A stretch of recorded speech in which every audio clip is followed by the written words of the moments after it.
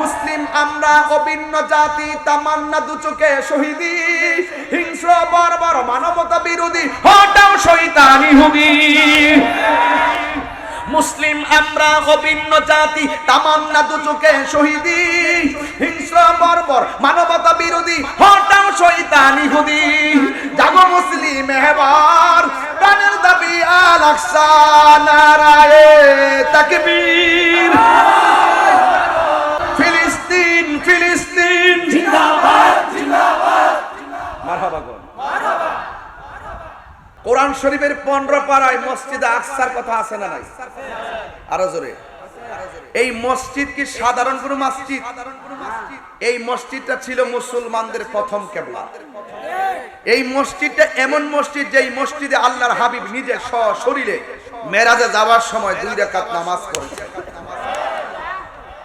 এবং গাজাবাসীর প্রতি ওইলের এত আগ্রাসন কেন? আর এত বড় আগ্রাসনের ভিতরে মুসলমানদের ক্ষমতাধর রাষ্ট্র ইরান নীরব কেন? নীরব একটাই কারণ, গাজাবাসীদের ম্যাক্সিমাম হইল মাযহাবপন্থী। এই বাংলাদেশের মধ্যে যারা লামাযহাব আছে দেখেন বহুতগুলো হুজুররা বলতেছে এটা নাকি ফিতনা। এটা ফিতনা না, এটা হলো মুসলমানদের উপর ইহুদিদের জুলুম। কথা বলেন ঠিক কিনা? জুলুম কি কেউ ফিতনা বলতে পারে? যারা ফিতনা বলে বুঝতে হবে ওরা ইহুদিদের দালাল। কথা বলেন ঠিক কিনা? ইহুদিদের দালাল দালাল। এই জন্য আমার যুবক ভাইয়েরা, আমি প্রায় মাহফিলে বলি, জীবন যেহেতু পেয়ে গেছেন জীবনটারে ভালো করে উপভোগ করেন। কারণ এই জীবনের পর এমন একটা জীবন আসবে যে জীবনের নাম হলো আখিরাত। যে জীবনে আপনার আমার সব কিছুর হিসাব নিতে হবে। আমি কাহারো সঙ্গে দ্বন্দ্ব নাই, নিকলিবাসীর সঙ্গে আমার কোনো দ্বন্দ্ব নাই।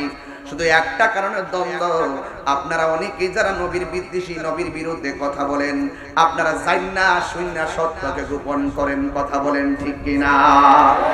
দলিল তালাশ করলে দলিল দিতে পারেন না, শুধু বলেন আমার বড় হুজুর বলছে, এমুক হুজুর বলছে। না না, আমরা এমুক হুজুরের কথা মানি না, আমরা কোরআন সুন্নাহ মানি। আমার নবী, আপনার নবী বলেন আমি তোমাদের জন্য 2টা জিনিস রেখে যাচ্ছি, একটা হলো কোরআন আর একটা হলো সুন্নাহ। আমার নবী আরেক দলিলের মধ্যে বলেছেন আমি তোমাদের জন্য 2টা জিনিস রেখে যাচ্ছি, একটা হলো কোরআন আর একটা হলো আহলে বায়ত।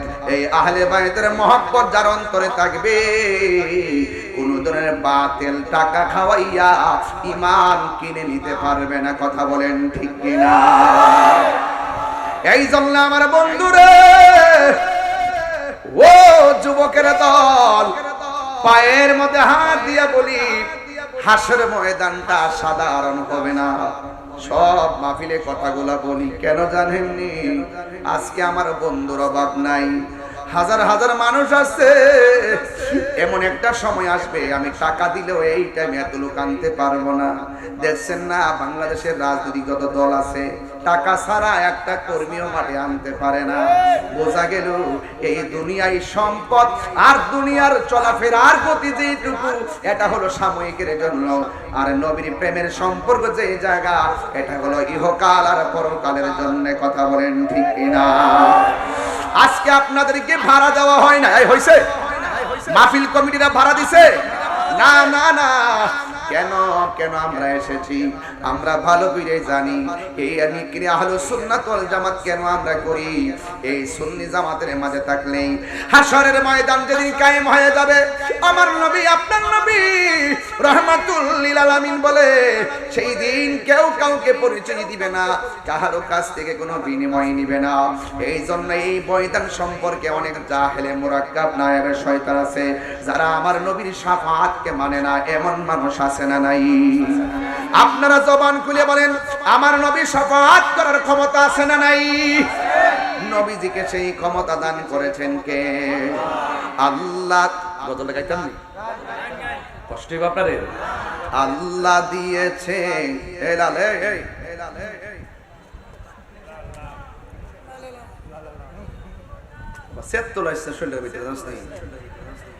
আল্লাহ দিয়েছে নবীকে সম্মান।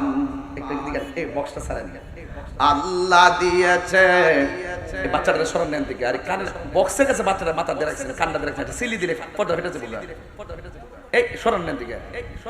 আল্লাহ দিয়েছে নবীকে সম্মান, তোমার হিংসা হবে কি? নবীর সহনে বেয়াদবি করলে, খুব মনোযোগ দিবেন, আধা ঘন্টার ওয়াজ কিন্তু গতকালের ভিতরে পেতেছি। নবীর সহনে বেয়াদবি করলে আমল করে হবে কি? কোরআন হাদিস খুলে দেখো, নবীর উপরে কেহ নাই, নবীর কণ্ঠের চেয়ে কণ্ঠ যদি কারো বেড়ে যায়, সব আমল বরবাদ হইবে তোমার, সব আমল বরবাদ হইবে তোমার, আমল করে হবে কি?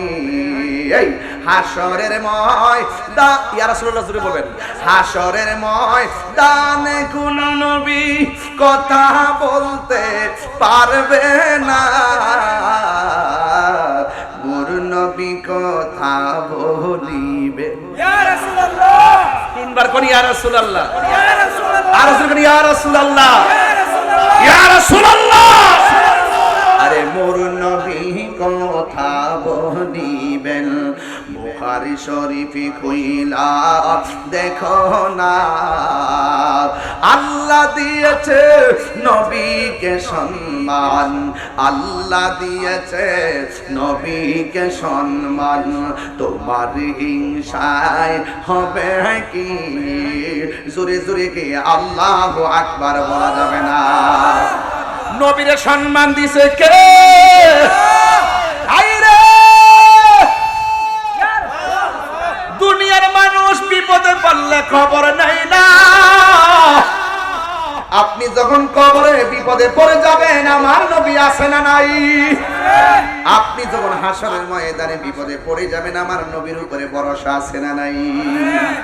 এবার আমার নবী, আপনার নবী বলেন, যেই দিন হাসরের ময়দানটা কায়েম হবে, আমার আল্লাহ 7 প্রকারের মানুষকে আমার আল্লাহ আরশের নিচে ছায়া দিবেন। সুবহানাল্লাহ, জোরে কোন কয় প্রকার? 7 প্রকারের মানুষকে আমার আল্লাহ আরশের নিচে ছায়া দিবে।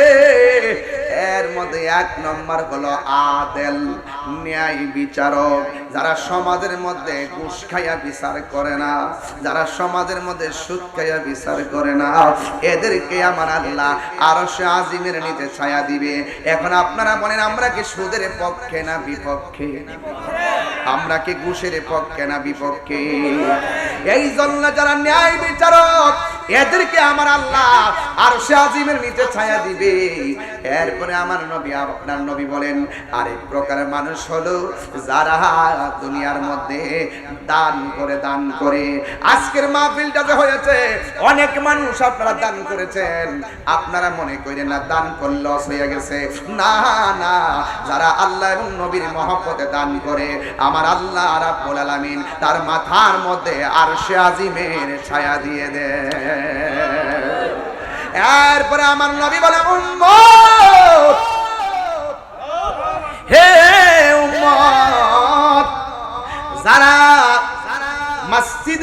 মসজিদ যার ভালো লাগে, বাজার যার ভালো লাগে না, যারা মসজিদটা বড় ভালো লাগে, বাজার তার ভালো লাগে না, এই প্রকার মানুষগুলোর জন্য আমার আল্লাহ আরশে আজিমের ছায়ার ব্যবস্থা রেখে দিয়েছে। আমাদের নিকলি গ্রামে দেখবেন ধান খেতে বহুত মুরব্বীরা এখনো ক্ষেতের মধ্যে আসে না নাই? ধান লইতে লইতে চেহারাটা কালা হয়ে যায়। যখন আসরের নামাজের আজানটা কয়, কোমরে গামছাটা খুললা গড়ের পানি দিয়া উযু কইরা নামাজের জন্য আইলের মধ্যে গামছাটা বিছাইয়া দে। লোকটা যদিও কালা, কিন্তু লোকটা যখন মারা যায় তার চেহারাটা নূরে ঝলমল করে, ঠিক কি না? এমন মানুষই জানাজার মাঠে দেখা যায় কি যায় না? হাইরে, আজকেও তো আমি ঘুম থেকে উঠার পরে এমন একটা সংবাদ শুনলাম, আমার সহযোদ্ধা আল্লামা পীরে তরিকত আল্লামা আসাদুজ্জামান আল কাদরি সুলতান কাদরিয়া দরবারে পীর সাহেব উনার মমতাময়ী আম্মাজানকে নিয়ে গতকাল একটা স্ট্যাটাস দিয়েছিল আইসিইউতে আছে, হসপিটালে আছে, স্ট্রোক করেছে। কিন্তু আজকে আমি ঘুম থেকে উঠলাম, উঠার পরে শুনলাম তার মমতাময়ী আম্মাজান দুনিয়া ছেড়ে চলে গেছে। ইন্না লিল্লাহি ওয়া ইন্না ইলাইহি রাজিউন। নিঃশ্বাসের কোনো বিশ্বাস নাই। ও যুবকের দল শুনে রাখেন, একটাবার তাকায় দেখেন আমার বুকে কিছু দাগ আসেনি? এই যে দেখেন আমার বুকে এখন মধ্যে দাগ আছে। এই দাগগুলা কেন জানেন? আমি আসার আগে কিন্তু ইসিজি করে আসছি, বুকের মধ্যে ব্যথা ছিল। ডাক্তারখানা থেকে আমি কিন্তু এখানে আসছি। একটা মানুষকে আমি বলি নাই যে আমি অসুস্থ, আমি এখানে আসতে পারি কি পারি না। আমার মনে মনে থিওরি হইলো, আরে বাবা ভালো কাজে যাইতেছি, ওয়াজ করতে যায় যদি আমার মৃত্যু হয়ে যায় অন্তত বলতে পারবো ভালো একটা কাজে রওনা দিয়ে আমার মৃত্যু হয়েছে। কথা বলেন ঠিক কিনা? আমি আজকের হাজার হাজার মানুষ দোয়া করি আল্লাহ যেন আল্লামা আসাদুজ্জামান আল কাদরি হুজুরের আম্মাকে জান্নাতুল ফেরদাউসের আলা মাকাম দান করে, বলুন আমিন। পরিবারের সবাইকে যেন ধৈর্য ধারণ করার তৌফিক দান করে। আরে আজকে হয়তো আমি ওনার মৃত্যুর সংবাদ শুনেছি, একটা মায়ের মৃত্যুর সংবাদ শুনেছি, এমন তো হতে পারে আমার সন্তান তার বাবার মৃত্যুর খবর শুনতে পারতো। কথা বলেন ঠিক কিনা? এই জন্য ওয়াজ মাহফিলটাকে বিনোদন মনে করবেন না, জাস্টকে ওভারটাইম মনে করবেন না, মনে করবেন ওয়াজ মাহফিলটা আমার নাজাতের উসিলা হতে পারি। আজকে না খাইয়াছে আপনারা মাহফিলের মধ্যে বসছেন, আমার কাছে যে কত সুন্দর লাগতেছে আমি বুঝাইতে পারতাম না। খাওয়ার নাই, বাড়ি ঘরের খবর নাই, আরে বাবা কাজকর্ম বলাইয়া এমন সুন্দর মাহফিল স্বাভাবিকভাবে হয় না রে বাজান। আমি যেমনি রুটিনটা করছি এমনি আপনারা বইয়া রইছেন। আমার মরণের কতদিন বাকি আমি জানিলাম না গো আল্লাহ, কতদিন বাকি আমার মরণের, কতদিন বাকি আমি জানিলাম না গো আল্লাহ, মরণের কতদিন। বাজার আমি শেষ বক্তা তো, আমি অনেক সিলাইতে পারতাম, কিন্তু একটা মায়ালের বাড়িতে যান যেন এই মাহফিলটার দোয়ার উসিলা যেন এই এলাকার গুরুস্থানের কবর আযাব আল্লাহ মাফ করে দেয়। আমিন করতে গেলে। আর একটা গজলের বই আছে, বইটা নিয়ে আপনার আম্মারে দিবেন, খুশি হইব। আমার এক মুরিদি নিয়ে আইছে 50 টাকা করে বিক্রি করে, একটু সবাই নিয়ে তার আপনার মার কাছে দিবেন। আর আজরাইল আসিয়া যখন হস্তে দিবা দড়ি, আজরাইল আসিয়া যখন হস্তে দিবা দড়ি, তখন আমার মনা ভাই করবা লুকালুকি আমি জানিলাম না গো ও আল্লাহ, মরণে কতদিন বাকি আমার মরণের।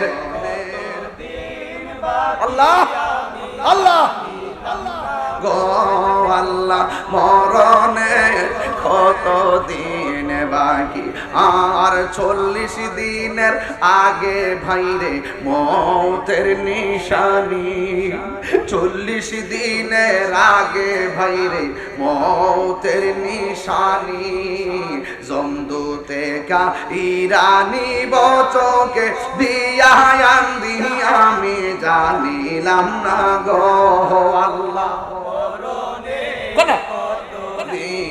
হাত দিলা আমার মরণের কতদিন বাকি আমি জানিলাম না গো আল্লাহ, মরণের কতদিন বাকি আর হায়াত হইল হাতে ভাইরে মত হইল ভাইরে, হায়াত হইল হাতে ভাইরে মত হইল পায়ে, যায় গাজার মরণ লেখা সেই যায় গাছে মরে আমি জানিলাম না গো আল্লাহ,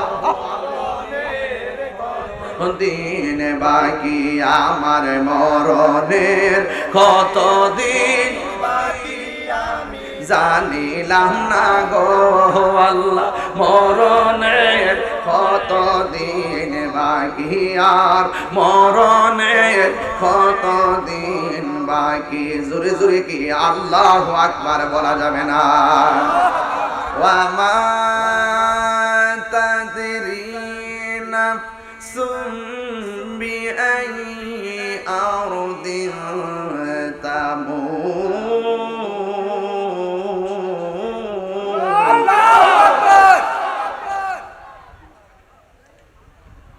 আবার আরো জোরে আল্লাহকে ডাক দিবেন, আল্লাহু আকবার, আল্লাহু আকবার, আল্লাহু আকবার, আল্লাহু আকবার, আল্লাহু